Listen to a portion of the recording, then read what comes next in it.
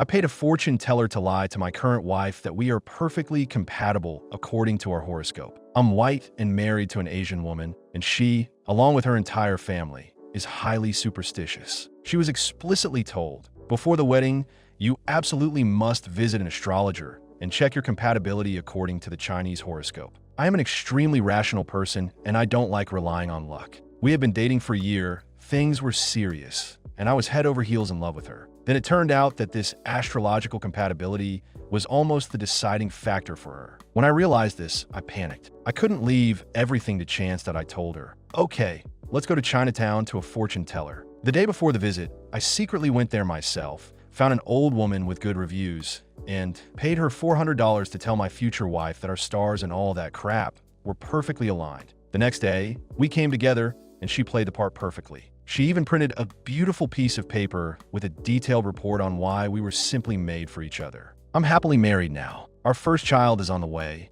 and I don't regret what I did one bit.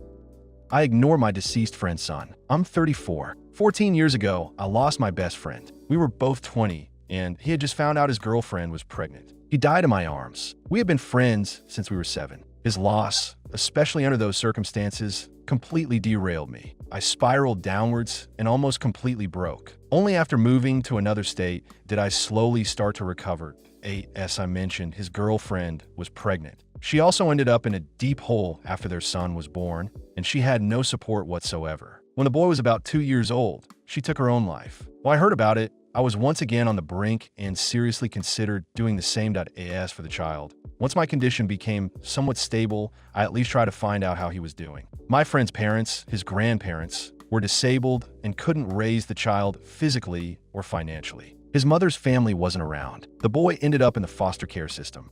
That was all I knew about him until recently. I completely left that part of my life behind. I never returned to that city. A few weeks ago, I received a letter from my friend's son. He is now 14. He found me via LinkedIn. I was in shock. The gist of the letter: after his grandmother's death, he was given a box his friend's parents had kept. It contained photos of my friend and me from childhood, our teens, and the last pictures before his death. There was also a note my friend had written to his future son when he found out about the pregnancy. He wrote about how happy he was to be a father, how he wanted to be the dad he never had, and mentioned he knew his best friend would always be there. The boy wants to meet to learn about his father, the stories from our childhood and youth. Judging by his letter, he's had a very hard life. Many foster families, some clearly bad. He desperately wants to find someone who knew his parents. He left his number, address, and all his contacts. And I'm ashamed to admit I still haven't replied, that I have an established life now, a wife, and 2 daughters. It took me years to climb out of that darkness. I checked his social media, and he's the spitting image of my friend. The same features, the same blue eyes, light hair, everything. I'm terrified that if I respond, if we meet, I'll be dragged back in the state I was in after his death, that my wife doesn't know about my friend, what happened, or that he had a son. I've kept it inside all these years. Part of me wants to drive to that city tomorrow and see this boy, maybe even try to take him in if he wants it. The other part just wants to ignore it, pretend none of this exists, and never look back at the past.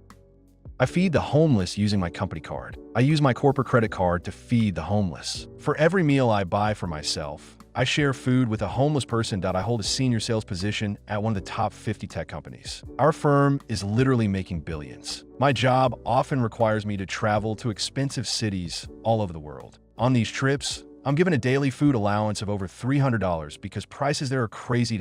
So, let's say if I get 4 tacos for lunch, I immediately buy 6. Instead of 1 bottle of water, I get 2. Sometimes I add a couple of bags of chips to go. No one's going to think I suddenly started eating too much, as long as I stay within the budget. I can't do this every day, of course, but I do it quite often by the rules. It's not entirely honest, and I could be fired for it. But the world has enough problems as it is. I've been doing this for 2 years, and I don't plan to stop. Every time, I make both myself and a person who receives a hot, filling meal happy. I sent my semen to Bonnie Blue. Bonnie Blue posted on her page about wanting guys to send her their jizz, so I mailed it to her. Brilliant, right? Lately, I'd been feeling pretty crappy. Depression and boredom had set in. Nothing in life brought me joy. But then I saw her post, and a spark of excitement, a massive rush, really flared up in me. I thought, to hell with it, I'm in. And I did it. I came into a condom, tied it up, wrapped it in a small bag, and sealed it in a bubble wrap envelope. as if I were sending something precious. Which it is. Hooray. I actually sent my jizz from Norway to Bonnie Blue across the border. I stood at the post office with my little package, feeling like a psycho. In the contents field, I wrote, "Personal gift." Now I look back and think, Jesus Christ, what is wrong with me? For about 10 minutes after dropping off the package, I even felt a rush of pride. But then I came home, the excitement wore off, and I was hit by an unpleasant realization. I suddenly understood. Damn it, I just spent money to export my own cum. Why do I always do such dumb stuff when I'm horny? Save me. Now I can't stop thinking about it. Somewhere out there, a postal worker is handling the most embarrassing moment of my entire life.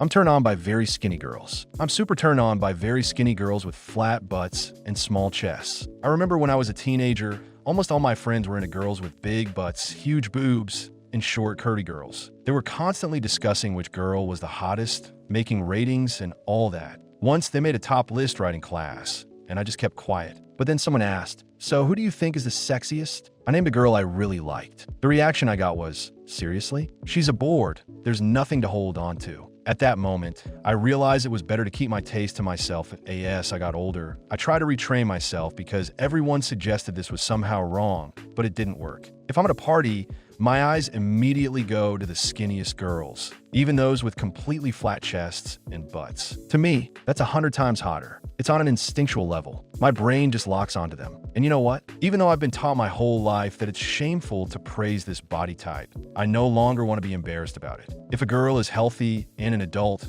what the hell is the problem with finding her body incredibly attractive? I hate my son. My 16-year-old son is the most screwed up asshole I know. Right now, I hate him. He is a cruel, completely insensitive person who constantly bullies me. It has reached the point where he has crossed physical boundaries. He has given up on school, doesn't want to find a job, and acts like a total druggie. I constantly keep in touch with the school and his psychologist. This week, we are meeting with a psychiatrist and a doctor. Just last year, he was in the advanced class. Last summer, he worked as a lifeguard at the beach and was genuinely striving for something. Then he went on a school trip to Europe, a trip of his dreams, and came back a different person. He quit his job, started acting like a hoodlum, and changed his appearance. Now he looks like a typical street punk that I try to fix him. I read tons of books about teenagers for his sake, tried every method in those books. Nothing works. His father and I are divorced, and his father is a total piece of garbage. I get zero help from him, and my son treats me like dirt, even though I certainly don't deserve it. He constantly lies and does whatever he wants. He's built much stronger than me and has used his strength several times to intimidate me. The daily stress from all this has killed all the joy and hope for a normal life in me. Honestly, I think he needs a good beating to take him down a notch, but I can't do that. At the same time, he acts so arrogantly and conceitedly with his friends that I'm almost certain that sooner or later, someone or a group of people will punch him in the face. And you know what? I think he needs it that I'm not a perfect mom, but I truly try my best to raise something good out of this child. I have a lot of serious health issues. Plus work, I'm already struggling. Right now, I outright hate this kid. I certainly don't love him. Until the end of last summer, he was completely different. We were close. He was a kind and cheerful boy. Now I come home and feel nothing but fear and anguish. I have no idea what to do. I think he hates me. He flat out said, "I don't want to be like you at all when I grow up." I wish I could understand where I went so wrong. I don't know how much longer I can bear this.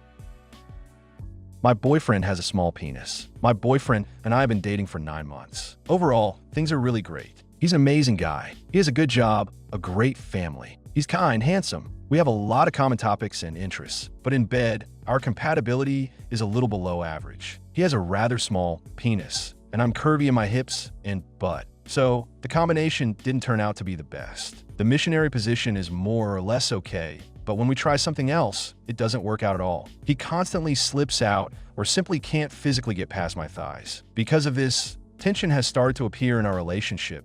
I know he has a big complex about the size, so I try not to show that I also feel emotionally awkward. I try to encourage him, praise him, and all that. It's just that this issue is bothering me more and more as the relationship gets more serious. I'm not one of those girls who absolutely needs a huge dick. I used to not care about size at all, but he is genuinely the smallest of everyone I've been with. And these kinds of problems are new to me. I pretend to be pregnant. I get paid to pretend to be pregnant. I once had a one-night stand with a guy I picked up at a bar. The next morning, he suddenly asked me, "Would you ever agree to wear a fake pregnant belly?" I thought he was joking, but he got embarrassed and admitted he had a fetish for pregnant women. Not so much in terms of sex, but the fantasy of caring for a mother to be. I don't know what came over me, but I said, let's try it. It turned out he already had a silicone belly at home. He asked me to put on and just sit with him. I put it on, and he started acting as if I were really carrying his baby. He carried my bags, asked me to sit down and rest. Every 5 minutes, he asked if I wanted water. Before I left, he said he knew a bunch of other guys with the same fetish. A private circle, nothing official, just guys who get off on it. He asked if he could recommend me to them. Now I regularly wear this silicone belly and meet up with these guys. We go out for coffee, go for a walk, or just sit. There's never any intimacy, but it's 100% a fetish thing. They need the full illusion of a pregnant girl. Sometimes, someone asks me to lift a bag that's too heavy, only to immediately rush to my rescue. Someone else deliberately drops something on the floor, so I struggle to bend down, and he flies over to help. One even asked me to wipe a tiny spot on the kitchen floor, just to watch me try to kneel with a huge belly that it's completely wild and absurd, but they pay really well. And overall, it's quite harmless, just awkward, semi-intimate role-playing with overly attentive men. My friends think I'm doing some casual side jobs. No one knows I travel to other cities with a silicone bump under my shirt, pretending to be 7 months pregnant. My friend is sleeping with his sister. My friend, let's call him Mark, and I served in the military together and became very close friends. I knew he had a lot of internal demons, low self-esteem, depression, all that. One night, he called me to meet him at a park by the sea. There, he finally spilled what he'd been carrying for years, that I in high school. Mark was bullied and had no friends. At the same time, he was tormented by thoughts about his orientation. At one point, he decided to open up to the only person he trusted, his older sister. Let's call her Lydia. He told her everything, and at the end, he asked, "Kiss me. I want to understand whether I like girls or not." Lydia was shocked at first and refused, but then she agreed. According to him, the kiss escalated into something more, and they ended up having sex. After that, Mark felt tremendous guilt that he asked me for advice. I still regret what I said. Bro, this is rough, but try to forgive yourself and move on. Be happy. He didn't say anything, and soon we both left the military. That a year or two later,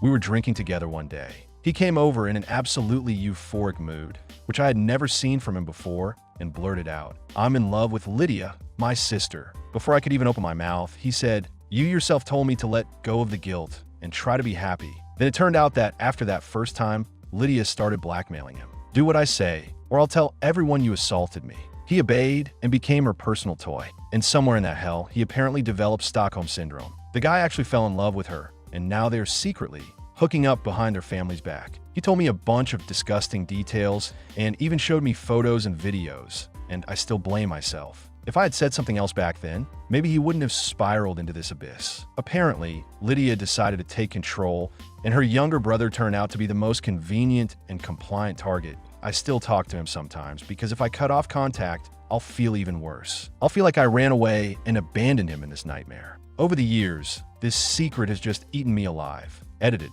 There are no step siblings in this family. Their family, like many traditional Asian families, is very strict. The atmosphere in the house is extremely stifling and oppressive. Lydia rarely showed up at home. She tried to escape whenever possible. That's why Mark saw her very rarely when they were growing up.